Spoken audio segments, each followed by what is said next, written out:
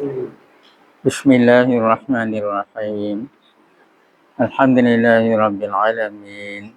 الصلاة والسلام على أشرف الأنبياء والمرسلين وعلى آله وصحبه أجمعين سبحانك لا علم لنا إلا ما علمتنا إنك أنت العليم الحكيم ولا حول ولا قوة إلا بالله العلي العظيم الحمد لله الذي هدانا لهذا وما كنا لنهتدي لولا أن هدانا الله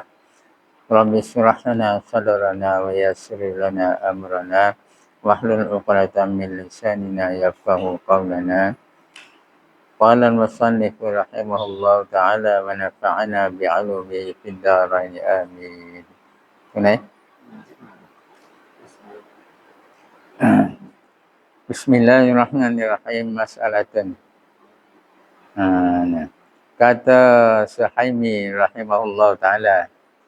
wal ma'rufu 'anil jumhuri innama huwa 'adamu jawazit taqlidi la 'adamu sihhatihi wal ma'rufu 'anil jumhuri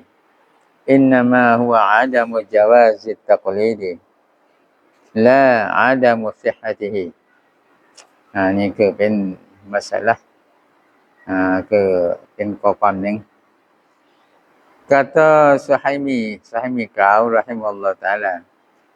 wal ma'rufu 'anil jumhuri innama huwa 'adamu jawazit taqlidi la 'adamu sihhatihi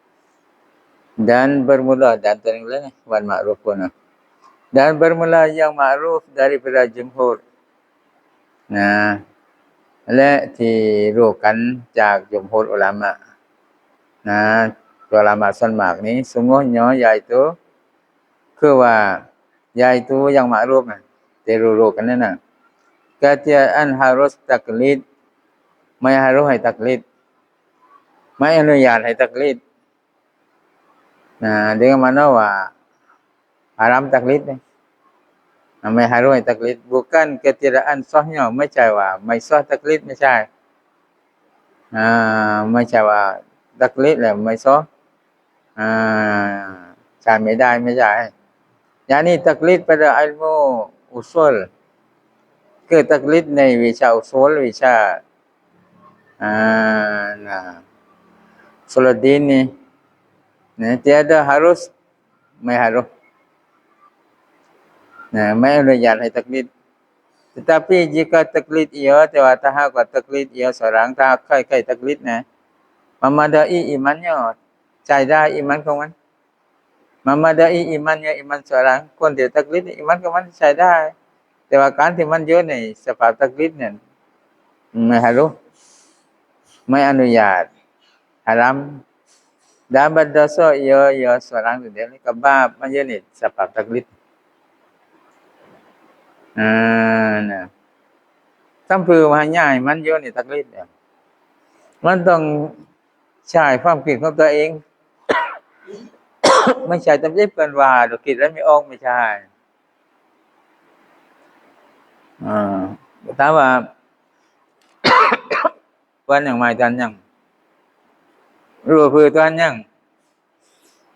บ่ว่าตัวหยังบ่ตัวมันว่าตัวหยังแต่ตัวเองนั้นหาหลักฐานไม่ได้นั่นคือตักลิดถึงกันมันที่มันตักลิดว่าบ่ว่าท่านยังหรือแต่มันว่าท่านยังถูกไหมล่ะ ถูกอีมันของมันใช้ได้นะแต่ในฐานะที่ว่ามันไม่ใช่ความคิดตัวเองนั่นบาปนะdan lagi kata ya Suhaimi la iqlau Suhaimi กล่าวต่อไปแล้วว่า wa amma taqlidu fil furu'i fawajibun ala ghairil mujtahidi wa illam yutabiqil waqi'ah li'anna al ahkam allati istafadaha al mujtahidu min al adillati adh-dhanniyati tahtamilul mutabaqata lima fi nafsil amri fa adamal mutabaqati wa amma taqlidu fil furu'i fawajibun ala ghairil mujtahidi wa illam yutabiqil waqi'a لأن الأحكام التي استفادها المجتهد من الأدلة الظنية تحتمل المطابقة لما في نفس الأمر وعدم المطابقة dan adapun taklid pada fara' yakni pada hukum fiqh สำหรับตักลิดในเรื่องข้อปลีกย่อยฟารอ์นี่อย่างนี้pada hukum fiqh คือตักลิดใน hukum fiqh ในวิชาฟิกห์นะ maka wajib dan wajib atas orang yang lain daripada mujtahid นะบนคนอื่นจากคนมุจตะฮิดคนที่เอาความรู้ไม่ถึงขั้นมุจตะฮิดไม่ถึงขั้นปิกรอหุกมจากกุรอานและหะดีษได้ วาญิบต้องตักลิดแต่คนที่ถึงขั้นที่ว่าปิกรอสามารถปิกรอหุกมจากกุรอานและหะดีษได้นะอันนี้ก็ต้องปิกรอเองdan jika tiada mufakat pada nafsil amri sekalipun แต่ถึงแม้ว่าไม่ตรงกับตัวของสิ่งสักที่ก็ตามนัฟซิลอัมรีนะตัวของการงานไม่ตรงกับตัวของการงานสักที่ก็ตามตักลิดได้ทำไมล่ะถึงว่าวาญิบบางคนจากคนมุจตะฮิดต้องตักลิด kerana bahwasanya segala hukum bahwa แท้จริงทั้งมัน hukum นะข้อชี้ขาดนั้น yang diambil oleh ulama yang mujtahidin คำว่า hukum ที่ว่าได้เอา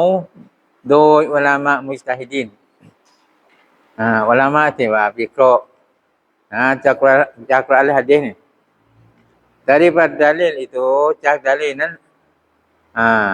zanniyah ก็เรียกเป็น dalil zanniyah มันจะกลายเป็น dalil qat'iyahเป็น dalil zanniyah yahtamil muwafakat bagi nafsin amri yahtamil boleh jadi เป็นไปได้ว่ามันตรงกับตัวของการงานตรงกับตัวของเรื่อง dan yahtamil tidak muwafakat pada nafsin amri และเป็นไปได้ว่าไม่ตรงกับตัวของงานนะเลยถ้าตักลิดไม่ถูกนั้นนะจิว่าคือถ้าหากว่าวิเคราะห์วิเคราะห์กุรอานและจากกุรอานและหะดีษถ้าวิเคราะห์ไม่ถูกจิว่าคือนะนบีบอกไว้แล้วว่ามันอิจติฮาดะฟาซอบะfalahu ajrani ใครที่อิจติฮาดถึงไปตรงกับความเป็นจริง falahu ajrani ผู้นั้นได้รับ2บุญ2บาลาสัน2บุญมันอิจติฮาดะฟาซอบะ falahu ajrani ว่ามันอิจติฮาดะฟาอัคตะและใครที่อิจติฮาดวิเคราะห์กุรอานจากวิเคราะห์หุกมจากกุรอานและหะดีษfa'akhta'a เลยก็มันผิดพลาด falahu ajrun wahid เลยสำหรับมันได้รับบุญนึงสรุปแล้วมันอิจติฮาดไม่ถูกก็ได้บุญถ้าว่าอิจติฮาดถูกได้2บุญนะเพราะการอิจติฮาดอีกเดียวนี่นะมันเป็นไปได้ว่าที่นึงอิจติฮาดมันพันนึงที่นึงอิจติฮาดมันพันนึงเพราะว่าการวิเคราะห์การมองอยู่เดียวนี่นะมันมีกันตรงกันและบางทีมันมองเกิดไม่ตรงกันนั่นแหละที่Imam Syafi'i ก่อนเต็มก่อนจะดีนะคำของImam Syafi'i เองนะก่อนเต็มกับคนจะดีไม่เรื่องกันเพราะว่าวิเคราะห์การวิเคราะห์อีกเดียวนี้นั่นเป็นไปได้ว่าทีนึงมันคิดออกว่าพันนั้นทีนึงมันคิดออกว่าเป็นนี่ก็วิเคราะห์นี่นะ นะสำหรับอะไรล่ะดาลีกอตายะของแน่นอนอยู่แล้วไอ้นั่นมันไม่คีรับเลยเพราะว่ามันยังวาญิบนี่ นะต่างคนต่างวาญิบทั้งเพศเนี่ยไม่เยอะอิติฮัดอยู่เลยนะซึ่งของดาลีซันนี่นะดาลีที่ว่านะเป็นไปได้พันอื่นเป็นไปได้พันนี้ก็เป็นไปได้พันอื่นก็เป็นไปได้มันว่า อ่าเพราะว่าอะไรล่ะอืมแต่ว่าหยิบคนที่ไม่ถึงขั้นมุจตะฮิดเนี่ยต้องตักลิดเนี่ยนะ karena bahwasanya segala hukum yang diambil oleh ulama mujtahidin เพราะว่าทั้งหมดหุกุมที่ได้เอาที่ได้คิดที่ได้วิเคราะห์โดย ulama mujtahidin daripada dalil itu cak dalilนั้นdalil zanniyah แปลว่าสิฟัต pada dalil ก็ว่าวิเคราะห์จากดาลีซึ่งเป็นดาลีซอนนี่ยะดาลีซอนเนี่ยนำนักความรู้สึกนำนักความนึกยะตามินวะฟะกัดบากินัฟซินอับรีเป็นไปได้ว่ามันตรงกับตัวของการงานนะว่าdanยะตามินtiada muafakat pada nafsin amri และเป็นไปได้ว่าไม่ตรงกับตัวการงานนั่นน่ะอันนี้แหละมันอย่างกับมัซฮับตังเซนะก็ว่าได้ที่ไม่ร่วมกันมัซฮับโนว่าปะโนมัซฮับนี้ว่าปะนีมันมาจากหลายๆเรื่องที่ไม่ร่วมกันบางทีตัวนั้นแหละคนหนึงใช้มันเอิ้นนะตัวนั้นแหละเมื่อกาอะไรล่ะมันนับซี่ยกตัวอย่างนับซี่มันมีอยู่หลายมันนะนับซี่เรียกว่ามันสัตว์นับซี่เรียกว่าเลือดนับซี่เรียกว่านับสู้นะเลยถ้าเขาใช้มันไม่ร่วมกันมันไม่ร่วมเลย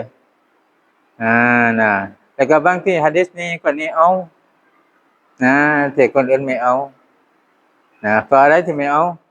เพราะดีซีของมันหะดีษนี้มันดออีฟแต่คนนี้เนี่ยมันได้รับมาดีซีของมันนั้นไม่ดออีฟนะคนนี้เอาคนนี้ไม่เอาเลยก็พอที่กล่าวหุกมมามันไม่ร่วมเลยนะเลยการที่ไม่ร่วมขนาดนั้นนะเราตามได้ทั้งเป็นเลยเขาที่คือตามมัซฮับไหนก็ตามได้ทั้งเป็นเนี่ยที่ตามไม่ได้เนี่ยคือในเรื่องนั้นเลยเอาชาฟิอีมั่งมาลิกีมั่งนะอัมบาลีมั่งฮานาฟีมั่งเรื่องนั้นเลยนะ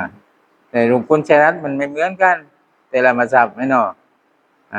นะเลยเรื่องไหนก็เรื่องนั้นเลยตามใครก็ตามคนนั้นนะ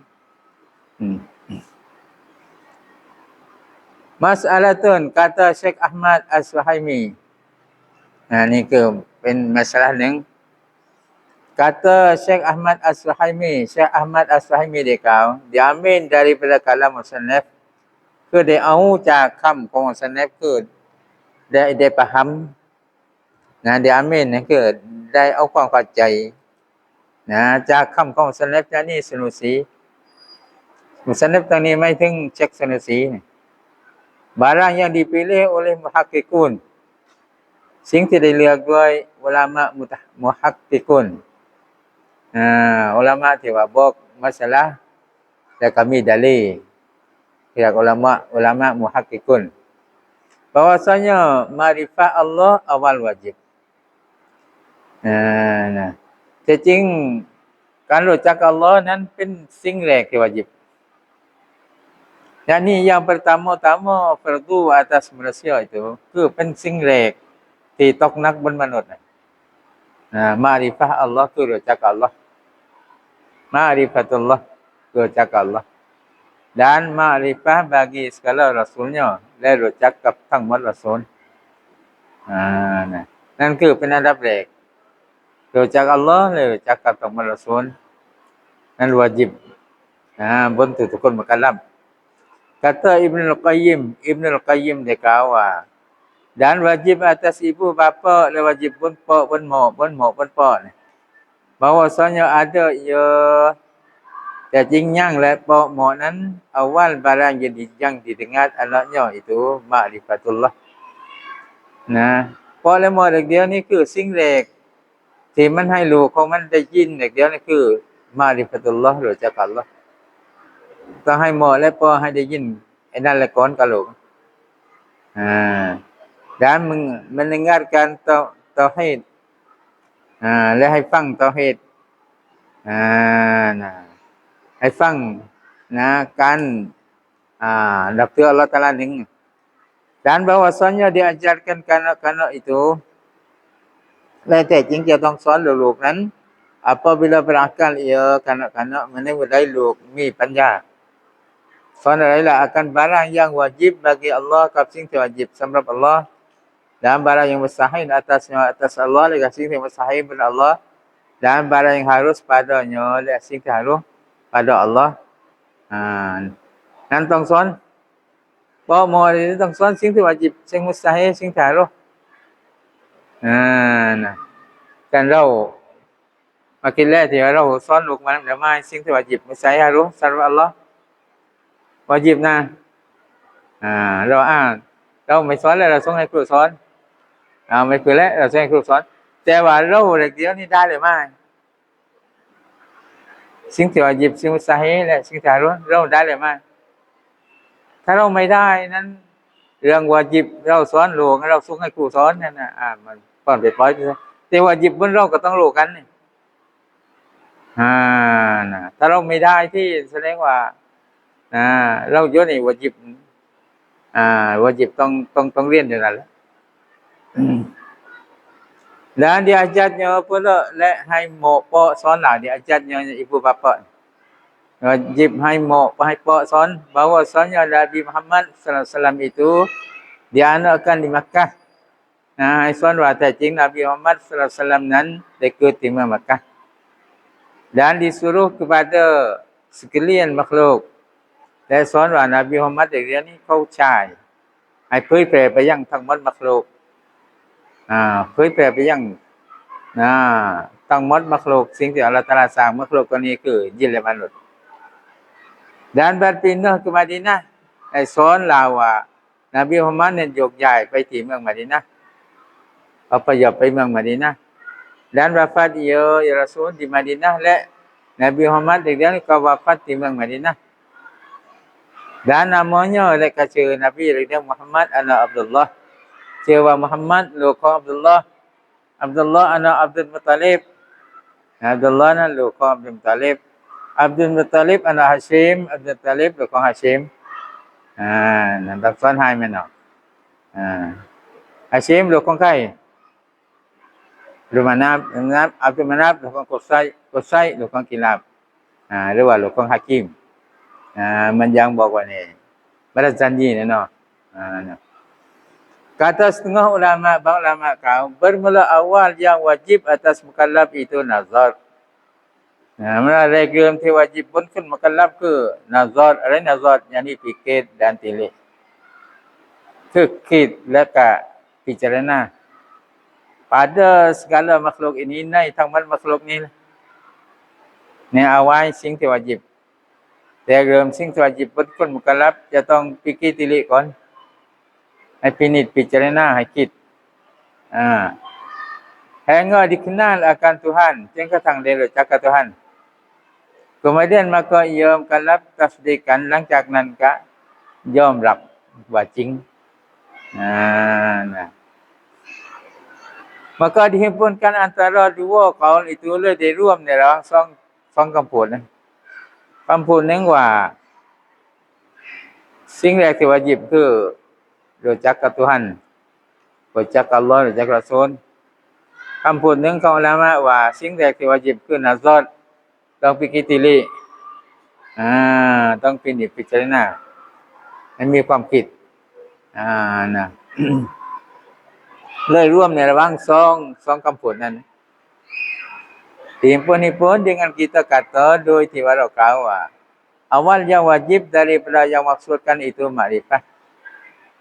Ragam สิ่งที่วาญิบจากเป้าหมายนั่นคือมาริฟะห์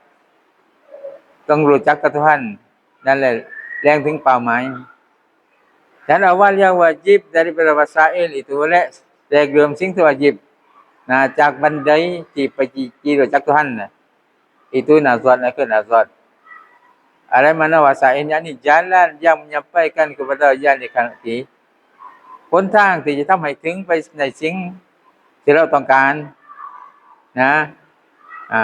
นั่นคือต้อง nazar ก่อน Kerana jika kita lazimkan tasdik dengan barang yang tidak ketahui ia yang mukallaf sahnya membawa kepada bahawasanya beriman ia kemudian maka tilik เพราะว่าถ้าหากว่าเราลาซิมตัสดิกลาซิมเชื่อลาซิมngaku ยอมรับ dengan barang yang tidak ketahui ia yang mukallaf sahnya ด้วยสิ่งที่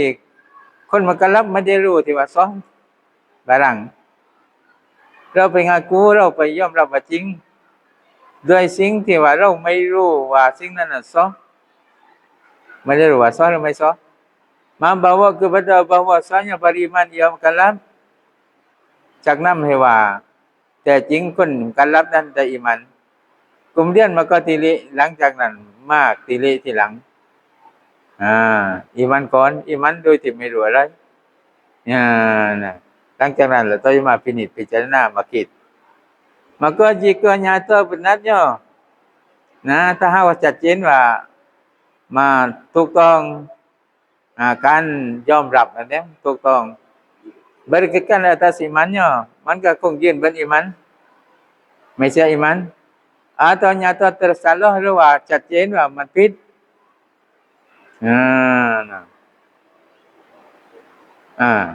คือไปยอมรับในสิ่งที่ว่าเราไม่รู้ว่าซ้อนหรือไม่ซ้อน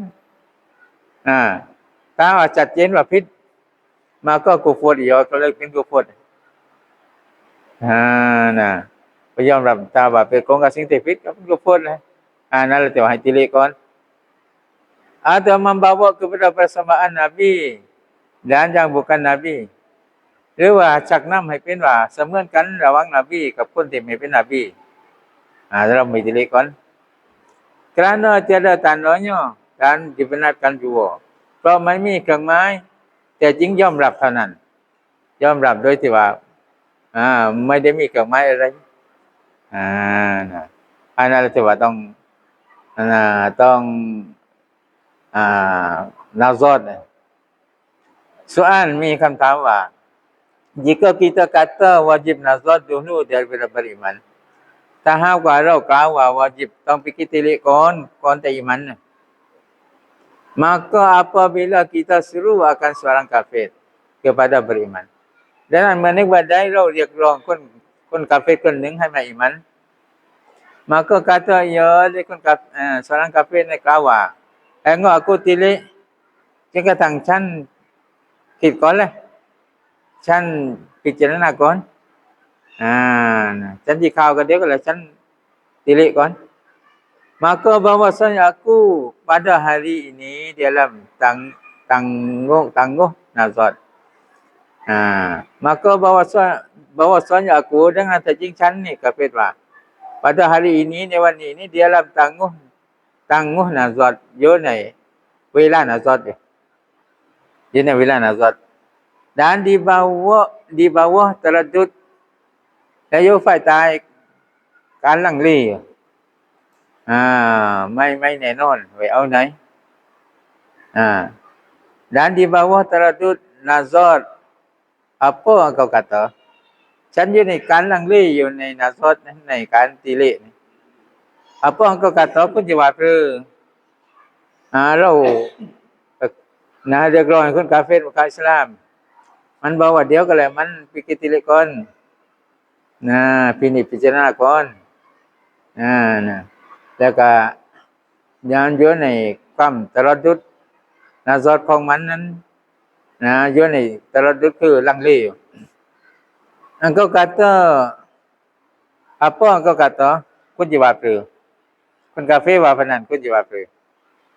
nah adakah dilazimkan akan dia iqrar dengan imannya มีหรือจำกัดให้อาการอย่างกาเฟนะมีหรือต้องจำกัดให้กาเฟนะอิกรอร dengan imannya คือmengaku ยอมรับด้วยว่ามันiman maka jadi binasa kata kamu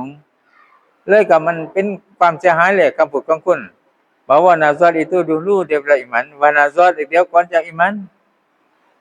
atau kamu tangguhkan หรือว่าคุณจะให้เวลา beberapa ia nazar ให้เวลาของมันว่ามันจะ nazar นั่นไหนถ้าใดมันจะ nazar jawab ตอบ bahwasanya tilik ia คือแต่จริงtilik ia seorang nah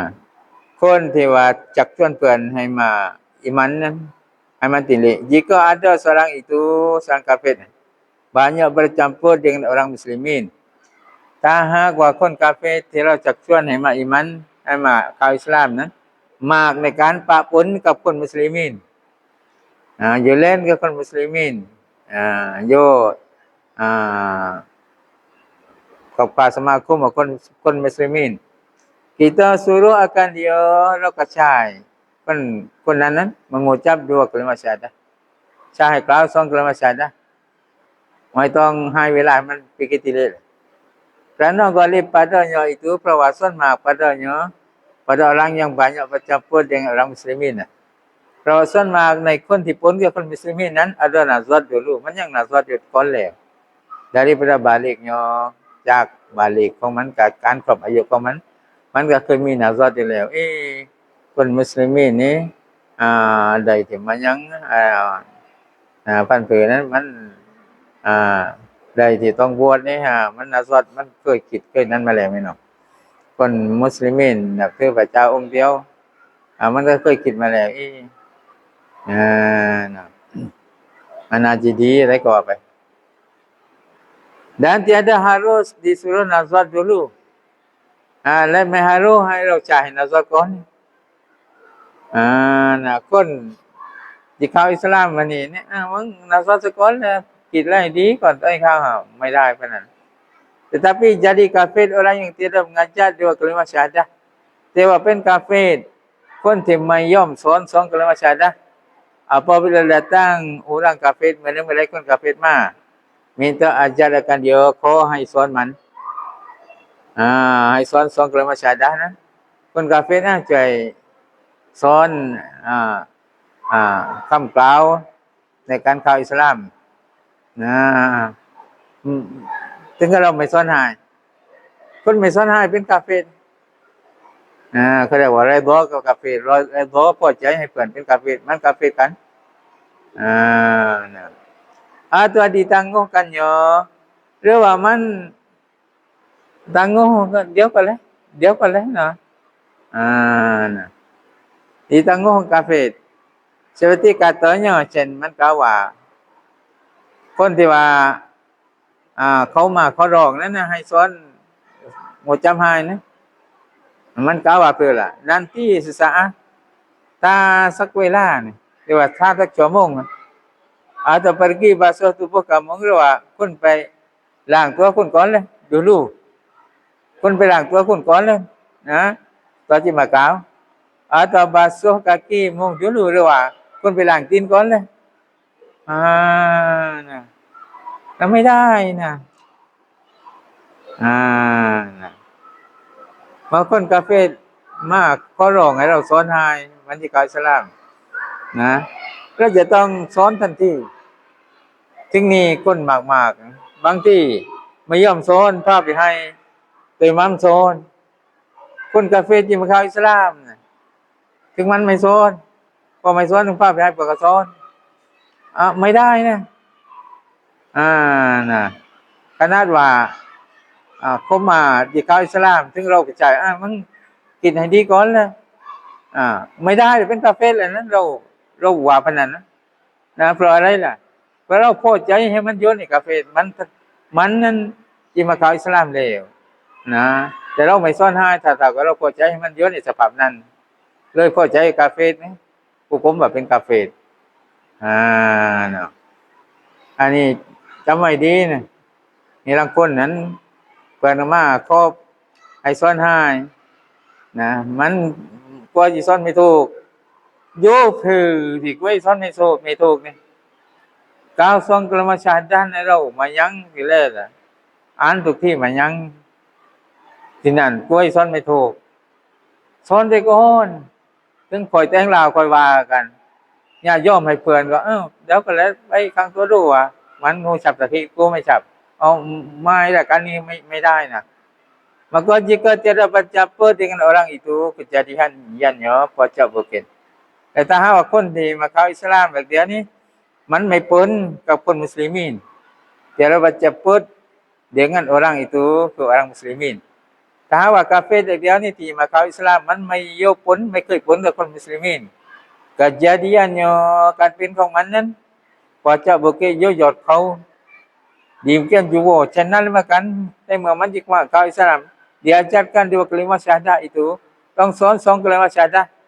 atas kaum yang mengatakan makrifah awal wajib บนคำพูดของอุลามะที่กล่าวว่าแรกเริ่มที่วาจิบคือmakrifah nah maka ia orang taklid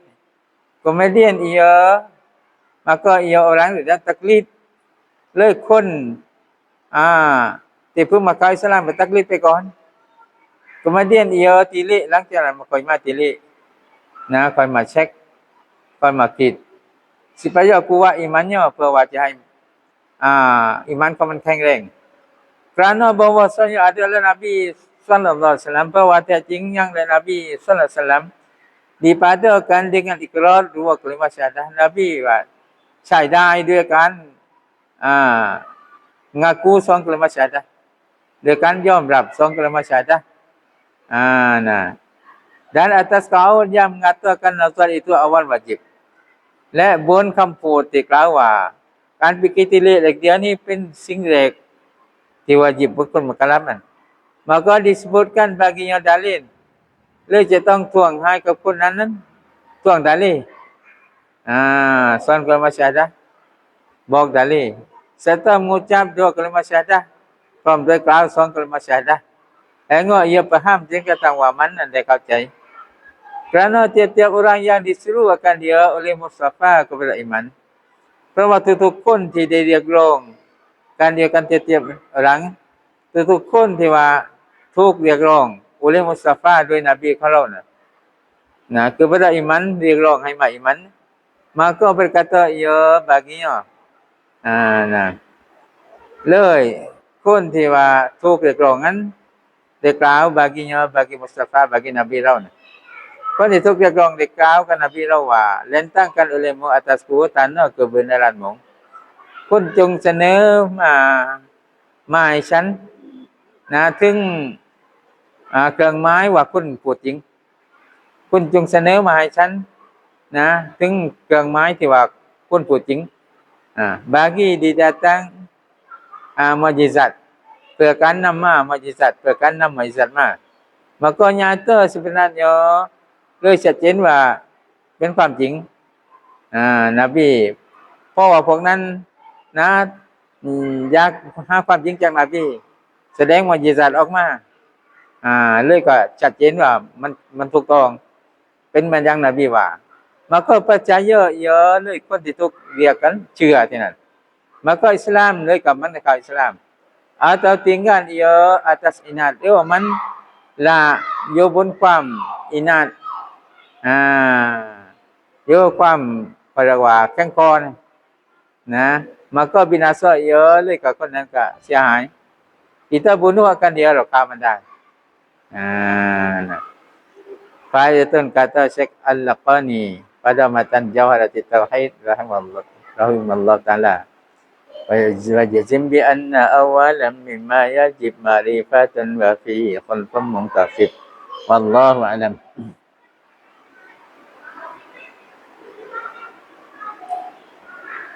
Sayyidil Fatihah a'udzubillahi minasyaitonir rajim